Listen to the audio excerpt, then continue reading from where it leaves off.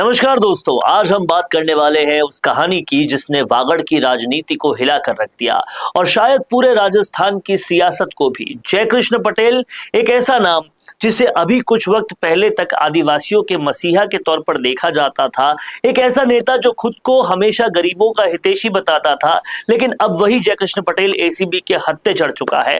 खबर यह है कि जयकृष्ण पटेल को एसीबी ने बहुत बड़े अमाउंट की रिश्वत लेते हुए पकड़ लिया था।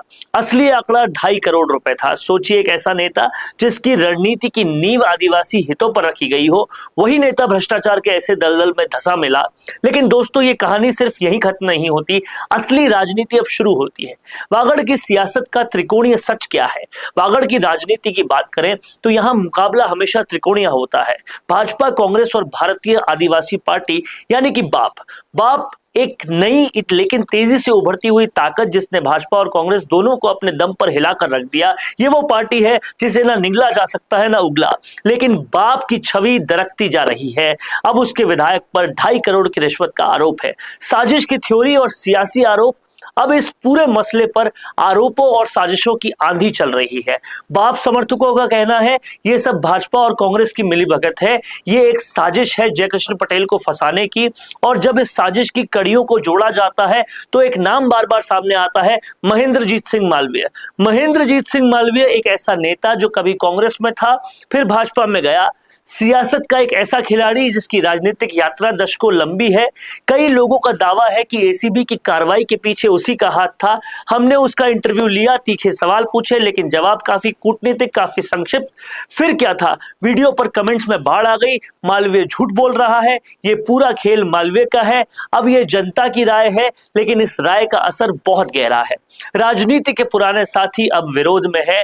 अब कहानी और दिलचस्प होती जा रही है जब मंच पर आते हैं दो और बड़े नाम, जिनका नाम है कांत भाई आदिवासी और मणिलाल गरसिया। कांति भाई बीटीपी और बाद में बीएपी के फाउंडर मेंबर्स में से एक है। एक वक्त पर जनता के मसीहा, उनका फैन बेस भी बहुत बड़ा रहा है। लेकिन उनके सामने खड़े थे मणिलाल गरसिया, एक वक्त पर उनके साथी, अब उनके बड़े आलोचक। हमने मणिलाल गरसिया का इंटरव्यू लिया और उनसे भी गंभीर आरोप लगाए, और ऐसे आरोप जिनसे सुनकर आपकी रूह कांप जाएगी।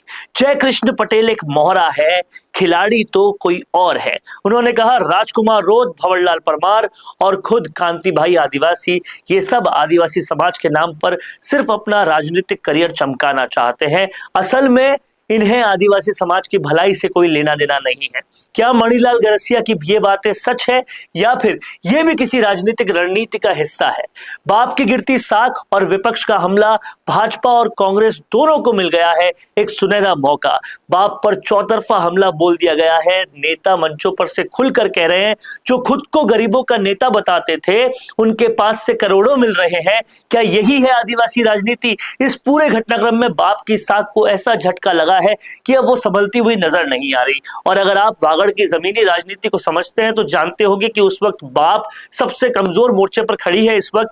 तो सवाल उठते हैं, क्या जयकृष्ण पटेल वाकई दोषी है या फिर कोई बड़ी साजिश है ये?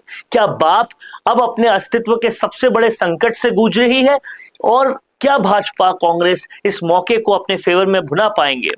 वागड़ की राजनीति एक नए मोड़ पर है। जयकृष्ण पटेल की गिरफ्तारी सिर्फ एक गिरफ्तारी नहीं, ये एक राजनीतिक भूचाल है।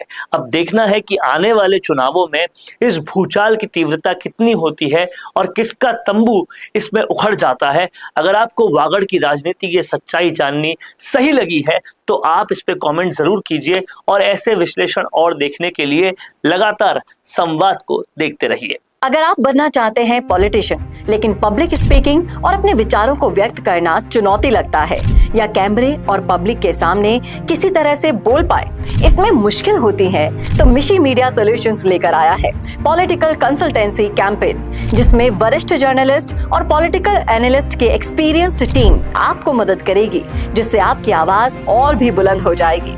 इसमें हम आपके गोल को पूरी तरह से टारगेट करेंगे कि किस तरह से आपको पार्टी पहचाने, आपको उस क्षेत्र के लिए चुने, कैसे सर्वेज में आपका नाम आए, कैसे लोगों के बीच में आपका माहौल बने। ना सिर्फ कंसल्टेंसी हम आपको देंगे, बल्कि आपको सारे रास्ते दिखाएंगे और बताएंगे भी, जिससे आप भारत की राजनीति में अच्छे पॉलिटिशियन बनके समाज का सुधार कर सके। तो अभी कॉन्टैक्ट कीजिए स्क्रीन पर दिए गए नंबर पर।